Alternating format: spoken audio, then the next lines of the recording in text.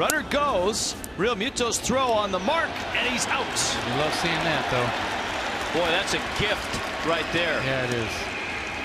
What a great throw by JT Realmuto, who we were just talking about his progress as a catcher, offensively and defensively.